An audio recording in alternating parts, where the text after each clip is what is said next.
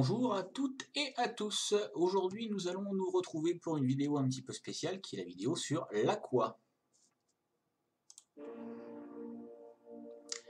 Et oui, l'aqua, atomiseur réparable, donc que je vais vous montrer en gros plan. On va tout détailler tout ça. Voilà, je vais enlever ces lunettes ridicules et je vais couper cette magnifique musique d'Eric Serra, donc qui était le Grand Bleu, évidemment, vous l'aurez reconnu. Allusion un petit peu facile et humoristique, qui j'avoue est pas très drôle, mais en tout cas moi me fait beaucoup rire. Donc l'aqua atomiseur réparable, très intéressant, très intéressant l'aqua. Certains expliquent qu'il pourrait être le Kayfun Killer. Donc le Kayfun Killer, tout simplement le remplaçant du Kayfun. Je suis pas tout à fait d'accord, je pense que c'est le frère du Killer. Enfin le frère du Kayfun, pardon, excuse-moi, rien à voir avec le Killer. Donc le frère du Kayfun, pour quelques raisons simples en fait, tout simplement parce que nous avons une chambre de combustion basse, que je vais vous montrer dans le gros plan, et une vape sur coton, quand on monte sur coton en tout cas, qui moi je trouve est tout à fait comparable. Je vais vous faire une démonstration tout de suite.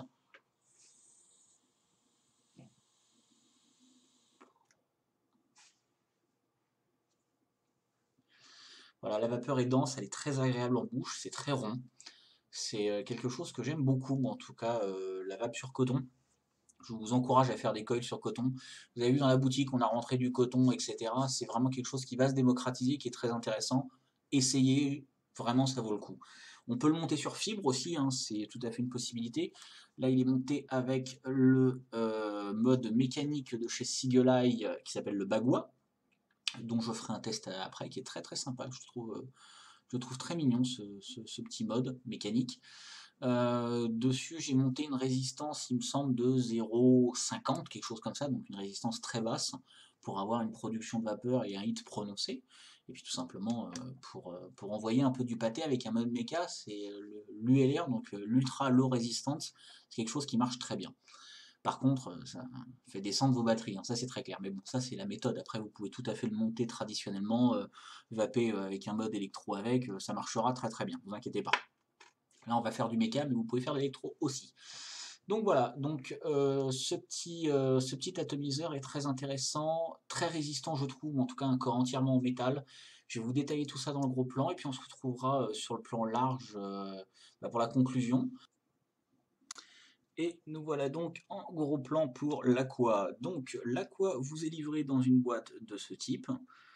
Je suis super heureux de faire des gros plans avec une netteté pareille. Je remercie encore une fois Amadou, c'est génial, on voit le produit, on voit mes mains, on voit ce que je fais, enfin bref. Ça déchire, merci Amadou. Voilà, ça c'était le petit commentaire pour cette magnifique webcam que j'adore. Voilà. Donc, nous allons parler de l'aqua, parce que l'aqua c'est quand même un peu le sujet de la vidéo. Donc l'aqua vous est livré dans cette boîte, tout simplement, dans lequel on peut lire aqua atomiseur. Donc on remarque, hop là, les trois normes habituelles, ROHS, recyclable et CE, qui sont très importantes. Hop, donc ça va être pour le montage après. Le kit de survie, hop là, donc je vous le montre. Donc il y a un drip type un peu plus gros, qui est le drip type préféré d'Amadou. Moi, en ce qui me concerne, j'aime bien celui-là. C'est le drip type qui est fourni avec, qui est super sympa. Après, c'est à votre guise, hein. Vous avez deux drip types fournis avec, on va pas se plaindre. Voilà, donc nous avons un corps central.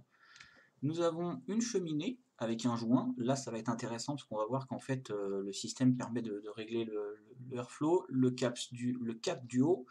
Et nous avons la base de travail. Alors, sur cette base de travail, on va noter un premier trou d'airflow, un deuxième trou et les 4 gorges qui vont venir accueillir donc soit du coton, soit de la fibre. Je pense qu'à la base, ça a quand même été créé pour mettre de la fibre, en fait, puisque la fibre devait venir se loger ici, ici et ici. Donc en fait, quand vous faites votre coil arrive là, et donc la fibre descend de chaque côté dans les gorges. Je vais vous montrer ce que ça donne avec du coton. Je préfère vraiment les montages au coton, tout simplement, puisque la vape est beaucoup plus dense, et je trouve beaucoup plus neutre, ce qui peut ne pas être le cas parfois avec certaines fibres. Tout dépend de la fibre, de la marque de votre fibre. On essaye chez nous d'avoir des fibres de grande qualité. C'est pas toujours évident d'en trouver. Sachez en tout cas que on vous préconise enfin, je vous recommande les fibres que nous utilisons chez Megavape. Toutefois, en ce moment, je suis très porté sur le coton, donc mon montage, je le ferai au coton pour pouvoir vaper tranquillement.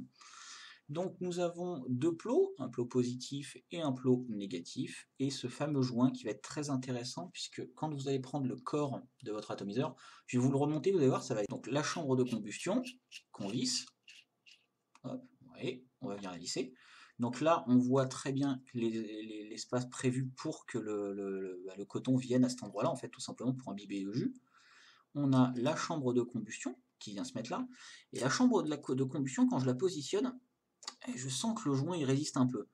Le joint il résiste un peu tout simplement parce que c'est ce qui va vous permettre de régler les airflows qui sont au nombre de 2 et qui sont ici. Donc en fait vous avez deux trous de airflow. Là je vais cacher mon petit stylo, voilà. Et donc les airflows vont tout simplement être réglables si vous tournez le corps de votre atomiseur. Hop là, on peut les fermer complètement, ce qui ne présente aucun intérêt, ou alors les ouvrir un tout petit peu, et de plus en plus grand évidemment.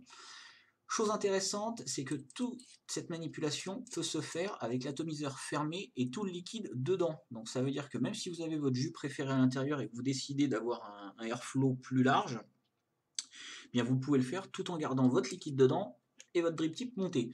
Je m'explique, vous pouvez tourner quand l'atomiseur est entièrement plein et rouvrir pour régler tout simplement le airflow qui est ici. Attention tout de même, si votre atomiseur est vraiment plein et vous amusez à faire ça 4-5 fois, ou enfin je pense au bout de 5-6 fois en fait tout simplement, bah, là vous allez avoir des petites fuites parce qu'en fait à force de faire de la compression, c'est-à-dire qu'à force que le corps et tout simplement l'air appuie sur le liquide à l'intérieur en réduisant et en augmentant la capacité de votre réservoir, bah, en fait vous allez avoir un peu de jus qui va sortir. Mais ça ne se produit que si vous faites ça plusieurs fois. Évidemment, si vous faites ça une ou deux fois, ça pose aucun problème.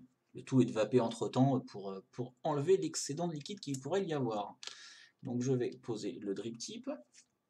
On va ouvrir le cap du haut.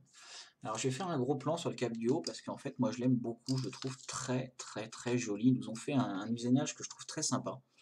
En fait le cap du haut a des espèces de petits trous comme ça, on voit avec un tour en fait. La ligne fait vraiment le tour et en fait sur tous les centimètres en fait il y a un espèce de petit trou comme ça. Je trouve ça très très joli, c'est très agréable à l'œil. Ça lui donne vraiment un physique que j'aime beaucoup et un fini que je trouve très sympa. Donc ça c'était la bague du haut. On va enlever le corps. Hop. Donc sur le corps, on retrouve un numéro de série et si on tourne, hop, on va découvrir le nom Aqua de votre atomiseur. La cloche, alors la cloche elle est intéressante parce que comparativement au Kaiphone, il n'y a plus de vis en haut, c'est-à-dire que là où vous mettez votre drip tip, hop, voilà, donc c'est là où vient s'enclencher votre drip tip en fait tout simplement, et bien il n'y a plus besoin de visser par rapport à la bague du haut, etc. Tout se fait par le joint orange qui est là, donc si je le rentre, voilà, on sent tout simplement que le joint vient bloquer, il n'y a plus à visser, et ce qui permet de régler tout simplement la hauteur du corps. Voilà, donc la chambre de combustion. La chambre de combustion est très bien finie, c'est bien usiné à l'intérieur, c'est propre, c'est chouette. Vraiment, moi je trouve que c'est vraiment quelque chose qui a été fait proprement. Et donc nous allons passer à l'aspect essentiel, j'ai envie de dire, de notre atomiseur reconstructible. Donc, alors je vais le positionner voilà, sur ma base de travail. Et donc nous allons pouvoir observer donc un premier trou de airflow. Donc en fait les deux trous qui sont ici sont reliés à ces deux trous ici et ici. Alors attendez, je vais vous le tourner, hop, voilà, pour que vous voyez. Donc il y a un trou là et un trou là, et ces deux trous en fait sont ici. Donc ça veut dire qu'il y a une cheminée en fait ces deux trous sont ramenés ici. Donc sur le airflow, la sortie, enfin l'entrée de airflow. Donc nous avons ces fameuses gorges dont je vous parlais tout à l'heure, dans lesquelles le coton va venir se positionner. Alors je vais essayer de vous faire une petite démo, ça va pas forcément être très probant, j'en suis désolé. Là, je vais tourner un bout de coton tournicoté, hop là, voilà, comme ça. Et donc l'idée, en fait, quand vous allez construire votre atomiseur, ça va être que le coton vienne remplir cette gorge. Alors si on fait ça proprement, là, voilà, on fait ça proprement, normalement votre coton va venir remplir cette gorge, comme cela. Voilà. En fait, c'est pour vous donner une idée de ce que vous allez devoir faire. Et donc en fait, le coton va venir, voilà, dans cette gorge. Et quand vous allez mettre la cheminée au-dessus, et bien en fait, le coton va se retrouver exposé sur sa partie basse, ici en fait tout simplement. Le liquide va venir en contact avec le coton et va remonter sur le coil et va tout simplement chauffer et produire de la vapeur avec votre glycérine végétale ou votre propylène glycol favori. Voilà, on va virer ce pseudo-montage.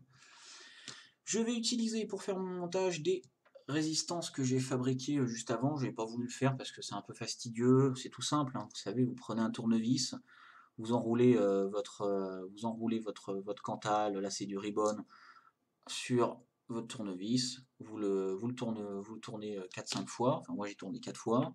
Après, on prend un briquet, on le brûle, on le met à chaud, voilà, c'est fait. Il est plus élastique en fait, ça permet d'enlever l'élasticité du produit.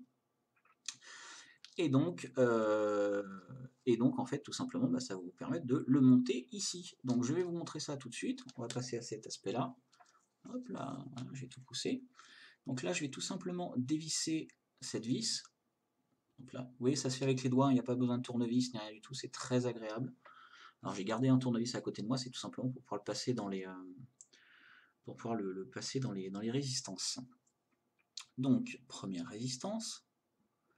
Hop. Alors je ne les ai pas fait très très larges, ça c'est un peu un tort que j'ai eu. Mais vous allez voir qu'on va s'en débrouiller. Hop, voilà. Donc, première résistance. Que je vais venir placer ici et ici. Alors la petite astuce en fait quand vous faites ça, c'est bien ouvrir les vis. Ce qui va vous permettre tout simplement, alors là je vais rentrer mon tournevis, c'est ici qu'il va falloir que je rentre mon tournevis, voilà. Ce qui va tout simplement vous permettre de maintenir en place votre résistance en la prenant et en la tournant de cette façon. Voilà, donc on va la brusquer un petit peu. Voilà, vous prenez la deuxième et vous faites pareil. On tend bien et on tire. Voilà. Une fois que vous avez fait ça, vous rabattez bien les deux résistances derrière. Et normalement, si vous lâchez, votre résistance, elle est en place. Voilà, on la voit à peu près bien. Désolé, hein, les mises au point, c'est pas encore ça, mais ça va venir avec le temps et l'utilisation de cette webcam. Donc là, je reprends mon Cantal, je le rentre dedans. Là, ça va être un petit peu plus délicat, sachant qu'il y a déjà une résistance qui est en place. Donc je vais tout simplement venir mettre la mienne, la deuxième. Voilà. On vient se mettre à fleur. Hop, on tourne. On vient prendre le deuxième fil. On se trompe pas de fil, attention, hein, ça m'est déjà arrivé. Je dis ça, c'est pas au hasard. Voilà, et donc on se retrouve avec quelque chose qui ressemble à peu près à ça. Ah, là ça a sauté. Donc là, il suffit que je le reprenne et que je le resserre, voilà, pour faire quelque chose de fini. Donc voilà, si vous vous retrouvez avec quelque chose qui ressemble à ça, c'est normal, ne vous inquiétez pas, c'est même plutôt pas mal d'ailleurs. Donc là, on va essayer de tirer ces deux-là. Voilà, on va essayer de tirer ces deux-là maintenant. Voilà. Donc le but en fait pour moi là, ça va être que les deux fils se placent bien dans les, sur les plots. Et donc maintenant, on va venir tout simplement serrer les deux plots. Alors, je suis désolé, je ne peux pas vous montrer trop à l'image. Je vais essayer de faire ça avec ma petite pince de mon Victorinox. Hop, voilà. Et donc en fait, on va venir tout simplement serrer les plots. Je vais tenir ça à la main, désolé pour le bruit. Hop, voilà. Donc vous voyez, je viens tout simplement serrer hein, le plot, c'est tout bête. On peut faire ça avec les doigts aussi, hein, ça ne pose pas de problème. Voilà. Donc là, le deuxième, par contre, lui, était un peu plus récalcitrant. Donc voilà, je vais le tenir pendant que je le serre.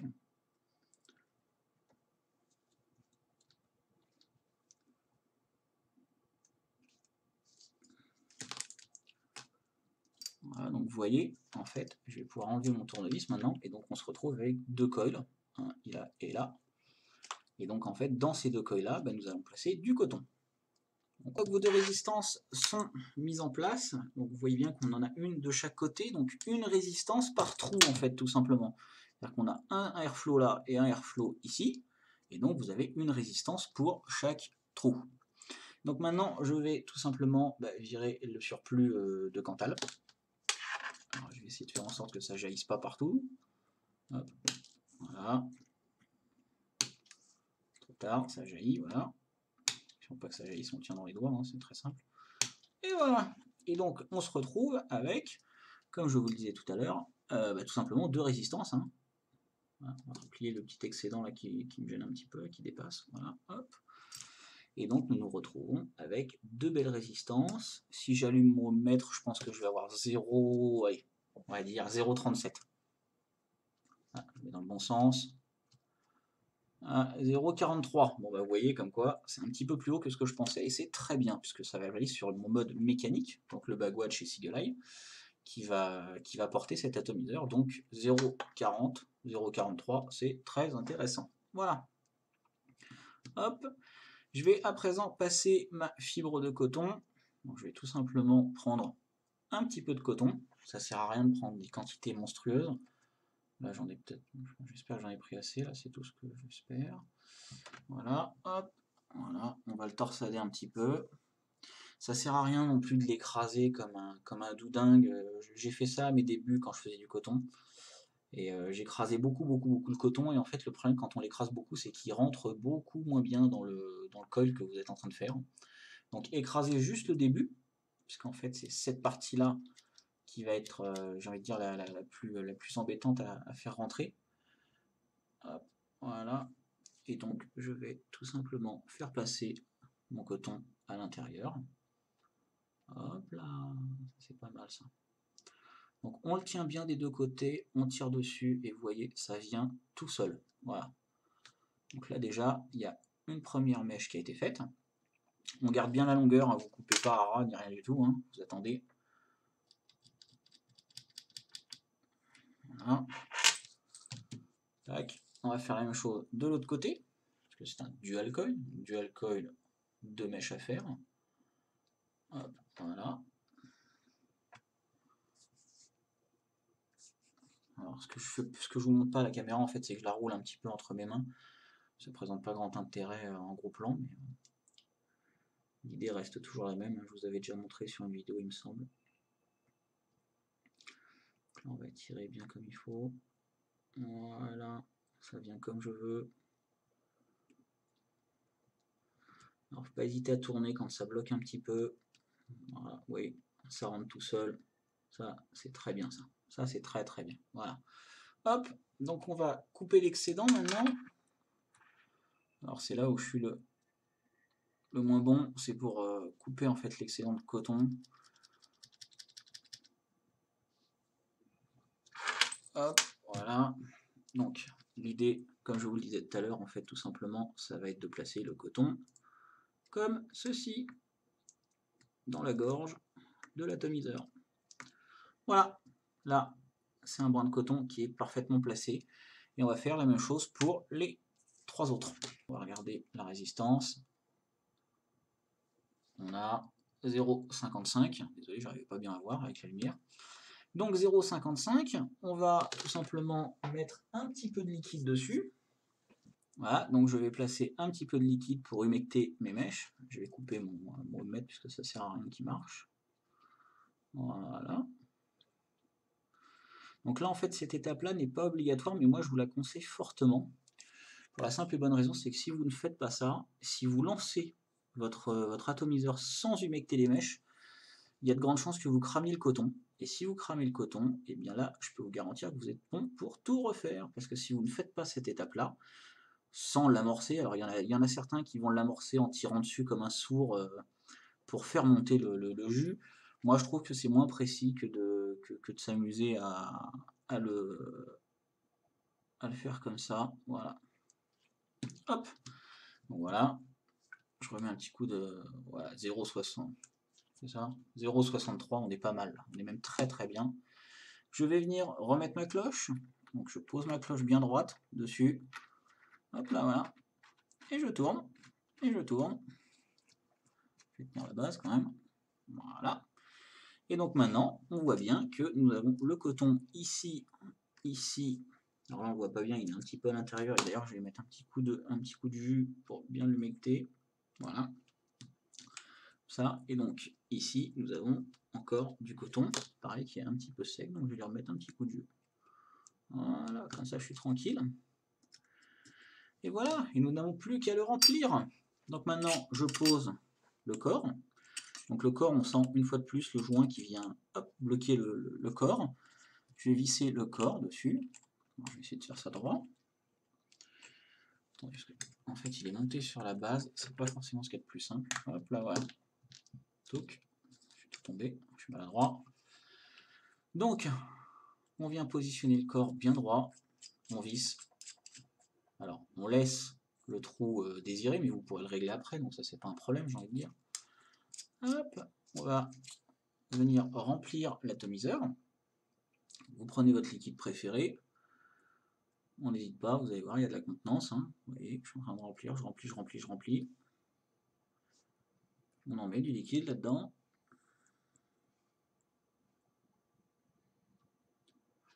Allez, allez, allez.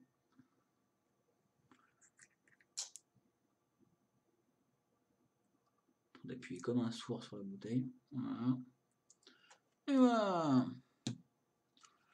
Donc là, je vais l'ouvrir un tout petit peu parce que j'ai mis beaucoup de liquide. Je vais venir mettre le haut, tout simplement, de l'atomiseur. Je viens le refermer et mettre ça en place. Je vais reprendre mon bagua. Et normalement, si j'appuie sur le bas du bagua, il y aura un petit bruit sympa. Bon, et bien voilà, on va repasser en plan large. Donc pour l'aqua, pour vous dire un petit peu la conclusion, je vous cache pas, moi je trouve ça très sympa. C'est un excellent atomiseur. A tout de suite. Donc voilà, passons à la conclusion pour l'aqua. Donc cet atomiseur, comme je vous l'explique depuis le début, est très intéressant. Est-ce qu'il est révolutionnaire? Oui, je trouve, puisqu'il a quand même un système de réglage au niveau de l'airflow qui est très intéressant, qui évite de tout démonter. Alors sur le grand Kayfun, on avait une vis sur le côté, pourquoi pas? Là, on a un système avec toute la tubulure qui tourne. Moi, je trouve ça innovant, en tout cas, avec ce système de joint. Ça marche très bien. Très clairement, ça marche bien, ça va bien. On peut refaire un petit test. Hein. On entend un petit bruit que j'aime bien, moi.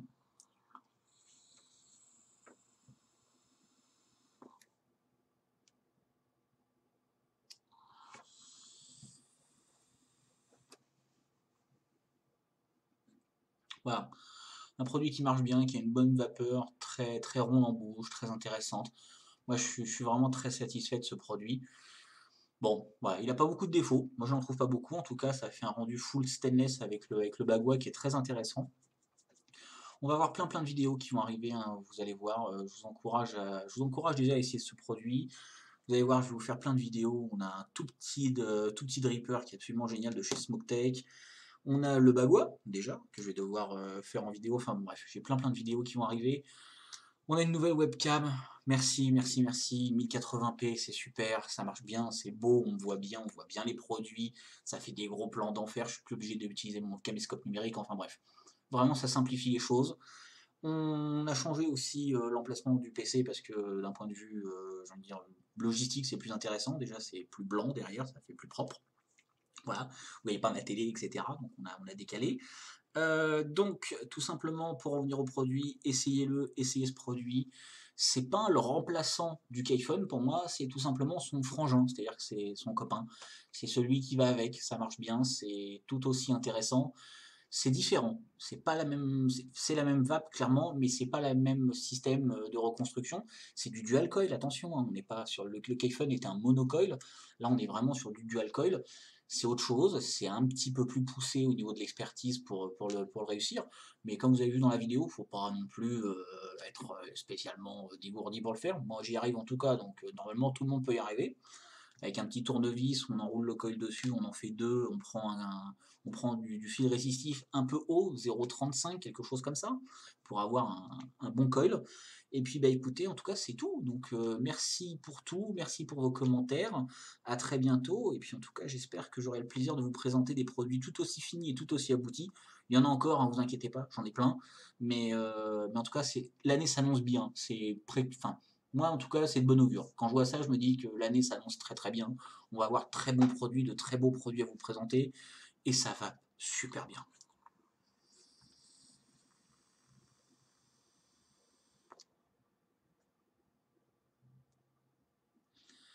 Quoi de mieux? Que de plus? Que dire de plus? Donc on va se quitter sur ces images et puis bah, je vous dis à très très bientôt. C'était l'Aqua Megapap. Ciao, bye.